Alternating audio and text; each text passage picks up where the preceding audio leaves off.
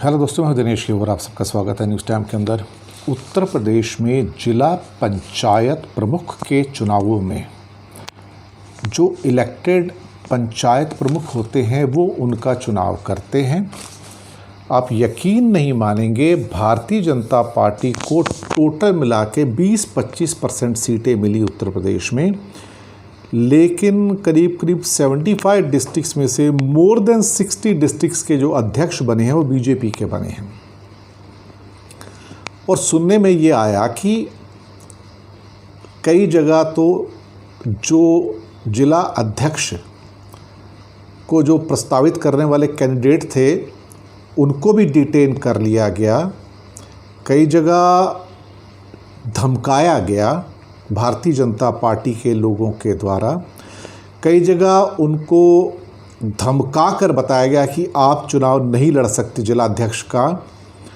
आप यकीन मानिए 25% लोग जो इलेक्शन के अंदर चुने गए थे पंचायत में 100 में से, वो वोट करके और अपने 60% से ज़्यादा 60 जिलों के ज़्यादा जो अध्यक्ष होते हैं उनको जिता कर ले गए। ऑलमोस्ट वो ज़िले जहां पर बीजेपी बुरी तरह से हारी, जो कि प्रधानमंत्री का बनारस और योगी का गोरखपुर है, वहां पर इन लोगों ने विरोधी पक्ष का कोई कैंडिडेट ही नहीं खड़ा करने दिया ताकि कोई वोट दे सके। इतना ज़्यादा डर का माहौल।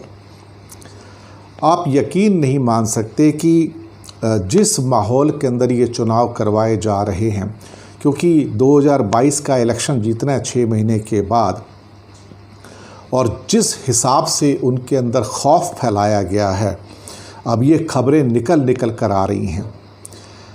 पहले कहा जाता था कि समाजवादी पार्टी भी यही करती है, वो भी हार जाती थी, लेकिन जिला पंचायत प्रमुख, जिला प्रमुख वही एसपी के बनते थे। भारतीय जनता पार्टी ये कहती थी कि हम इनसे अलग हैं क्योंकि हम सच्चे हैं, सीधे हैं, ईमानदार हैं। लेकिन भारतीय जनता पार्टी जिस हिसाब से एक तरह से देखा जाए तो सच को नकारने वाली पार्टी बनी, जिस ढंग से उसने सारे साम दाम दंड भेद हर चीज़ का सहारा लिया, पैसे का, शराब का, धमकी का, हर चीज़ का, और जिस ढंग से उन्होंने अपने अध्यक्षों का चुनाव करवाया, वो भी उनसे कोई अलग नहीं है। इससे एक बात तो प्रतीत होती है कि राजनीति में चेहरे बदल जाते हैं, चरित्र वही रहता है। जी हाँ, चेहरा हो सकता है एसपी से, समाजवादी पार्टी से बदलकर बीजेपी का हो गया, लेकिन चरित्र वही रहता है। जो एक तरह से देखा जाए तो लोकतंत्र के चेहरे पर एक अच्छा खासा तमाचा है ये।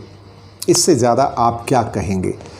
लोकतंत्र की दुहाई देने वाली सरकार जब लोकतंत्र की एक तरह से कहा जाए तो धज्जियाँ उड़ाते हैं, तो फिर शर्म आती है कि ये देश कितनी दूर तक और लोकतांत्रिक रूप से चल भी पाएगा।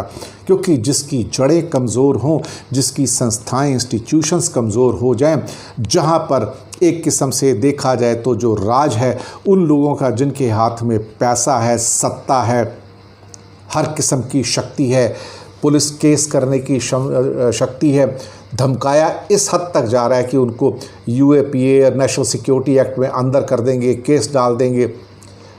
यही सारी चीज़ें हैं जो एक लोकतंत्र की जड़ों को कमज़ोर करती हैं।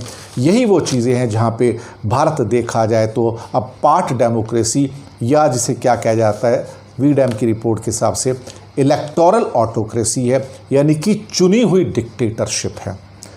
स्वीडन की रिपोर्ट से मैं सहमत हूँ कि ये स्टेट दर स्टेट आप इसको होते हुए देख सकते हैं।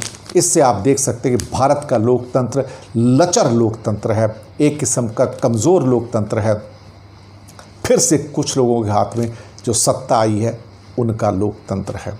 It is only for the few people, of the people, by the people, not all the people. ये भारत का लोकतंत्र है।